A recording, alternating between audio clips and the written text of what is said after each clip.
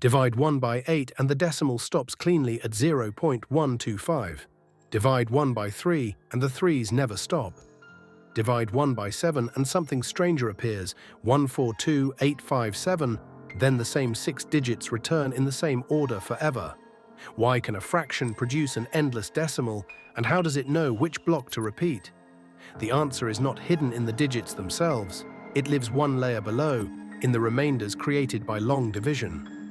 There are only finitely many possible remainders. Sooner or later, the process must reach 0 or revisit a remainder it has seen before. One event stops the decimal, the other forces a perfect loop. This is symmetry. Let's find out why. First, let us open the machine and watch what long division actually remembers. Start with 1 divided by 8. 8 does not fit into 1, so write 0 and a decimal point, then trade the 1 for 10/10. 8 fits once, leaving remainder 2. Bring down a 0, 20. 8 fits twice, leaving remainder 4. Bring down another 0. 40, 8 fits 5 times, leaving remainder 0. That final 0 is decisive.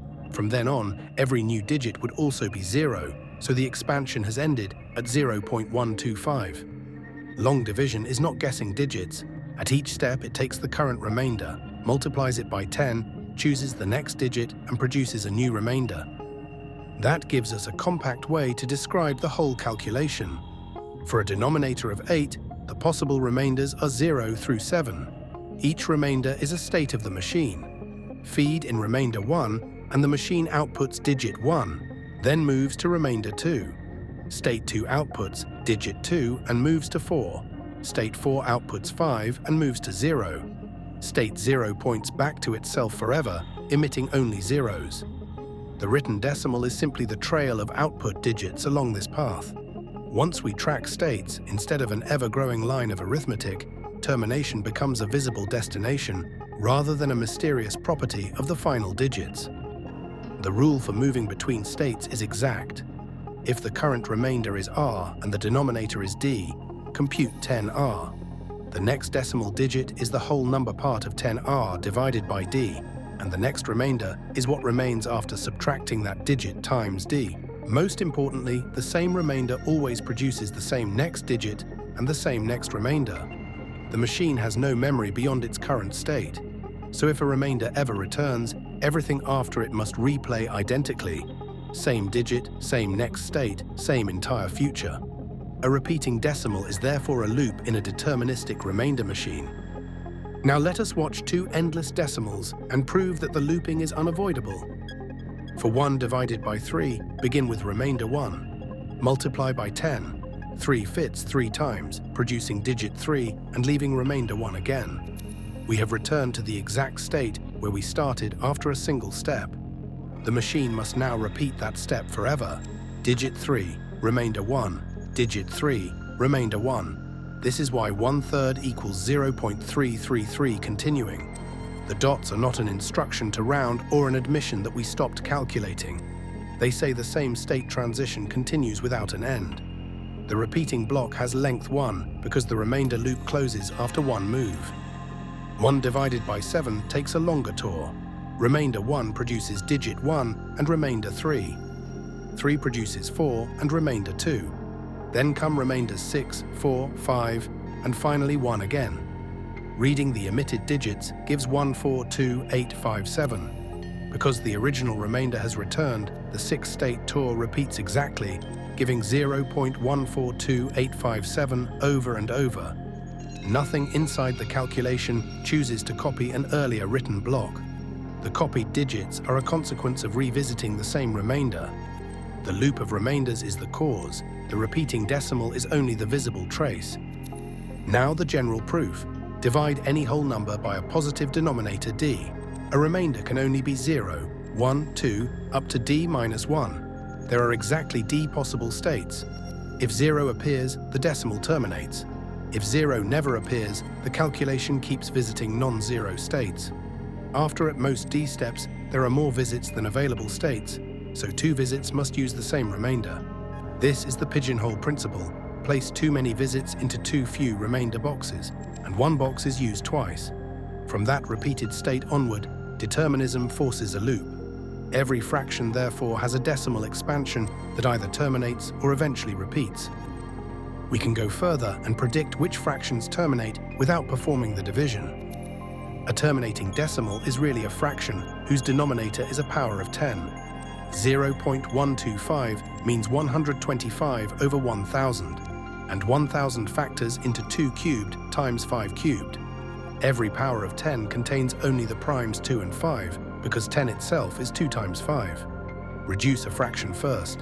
If its denominator contains no prime factors except 2 and 5, we can multiply numerator and denominator until the denominator becomes 10, 100, 1,000, or another power of 10. Then the fraction can be written with finitely many decimal places. Take 3/40. The denominator 40 is 2 cubed times 5. It needs 2 more factors of 5 to become 2 cubed times 5 cubed, which is 1,000. Multiply top and bottom by 25. 3/40 becomes 75 thousandths, or 0.075. For 7/20, multiply by 5 to get 35 hundredths, or 0.35. This matching process always works when the reduced denominator has only 2's and 5's. The number of decimal places needed is the larger of the counts of those 2 prime factors after we balance them into pairs. What if another prime remains? 1/3 has denominator 3. No matter how many 2's and 5's we multiply by, 3 cannot disappear into a power of 10. 1/7 has a factor 7 with the same problem. After reducing the fraction, any denominator containing a prime other than 2 or 5 must produce a repeating decimal. Reduction matters. 6/15 looks as if its denominator contains 3, but it reduces to 2/5, which terminates at 0.4.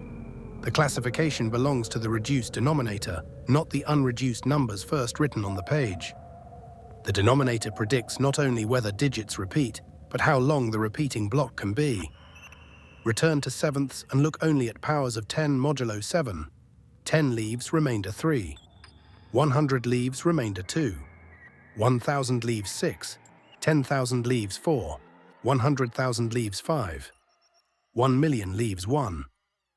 That last remainder means 10 to the 6th differs from 1 by a multiple of 7. It is the first time we return to remainder 1, so the decimal cycle has length 6. This smallest exponent is called the multiplicative order of 10 modulo 7. The long division loop and the modular clock are 2 views of the same structure. Cycle lengths vary. 1/3 has length 1. 1/11 repeats 0,9, so its cycle has length 2. 1/37 repeats 0,27, length 3. 1/7 has length 6. For a denominator d that shares no factors with 10, the cycle length can never exceed d-1, because there are only d-1 non-zero remainders available. It may be shorter if the path returns early. This gives a useful upper bound before any digits are calculated. A fraction with denominator 97 can have a long repeating block, but never longer than 96 digits. The 6-digit block of sevenths has another beautiful symmetry. 1/7 is 0 point repeating 142857. 2/7 is 0 point repeating 285714. 3/7 begins 428571. Multiplying the fraction rotates the same 6 digits rather than inventing a new set. The reason is that changing the numerator starts the same remainder machine at a different point on its 6-state cycle. The repeating block is a circular object. The written decimal merely chooses where to cut the circle and begin reading. A repeating decimal came from a fraction, and algebra can reconstruct that fraction exactly. Let x equal 0.2727, repeating. The repeating block has 2 digits, so multiply by 100. 100x equals 27.2727, with exactly the same infinite tail. Subtract the original x. Every repeating digit after the decimal cancels, leaving 99x equals 27. Therefore, x equals 27 over 99, which reduces to 3/11. The method works because multiplying by a power of 10 shifts one complete repeating block to the left. Matching infinite tails are not approximated, they cancel term for term. This also explains the proof suggested by viewers of our 0.9 repeating episode. 1/3 equals 0.3 repeating.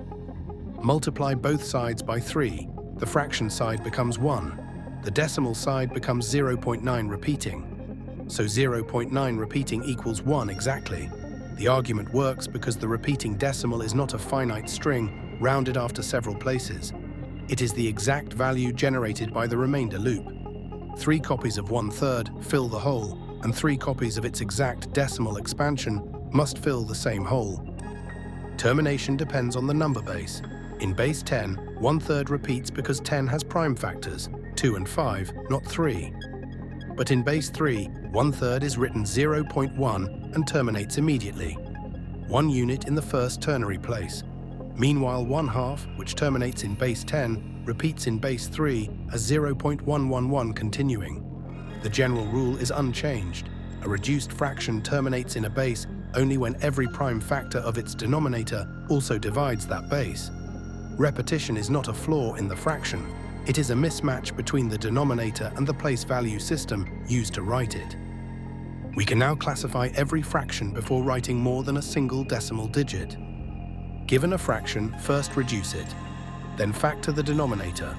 If only 2s and 5s remain, the decimal terminates. Balance those factors into a power of 10 to find the exact number of places. If any other prime remains, the decimal repeats. To understand the repeating block, follow the non-zero remainders or compute powers of 10 modulo the denominator. To reverse a repeating decimal, shift by the length of its block and subtract. What looked like several unrelated tricks is one connected system. Factors decide whether 0 is reachable, remainders draw the path, and algebra turns the loop back into a ratio. A decimal expansion therefore acts like a fingerprint of its fraction. A short terminating tail reveals that the reduced denominator fits inside a power of 10. A 1-digit loop points to a very small remainder cycle. A long block records a longer orbit through modular arithmetic. Even an initial non-repeating section has meaning. It comes from factors of 2 and 5 being cleared before the remaining cycle begins. For example, 1/6 is 0.1, followed by repeating 6. The factor 2 creates the 1-digit lead-in. The factor 3 creates the endless loop. Every part of the written decimal reflects structure in the denominator. So why do some fractions repeat forever? Because long division has finitely many remainder states. If the path reaches 0, it stops. If it does not, some remainder must return, and the future repeats exactly. In base 10, reduced denominators built only from 2s and 5s can reach 0. Every other denominator eventually enters a loop. The endless digits are not random, approximate, or incomplete. They are the visible shadow of a finite cycle. An infinite decimal can be generated by a small, perfectly predictable machine. And that is the quiet symmetry hiding inside every fraction. That is also why a rational number can never have a decimal that wanders without pattern forever. A truly non-repeating infinite expansion signals an irrational number instead. The boundary between rational and irrational numbers is written directly into the behavior of their digits. Which repeating decimal should we unpack next? Leave your favorite fraction in the comments. Thanks for watching and subscribe to Symmetry for more visual explanations.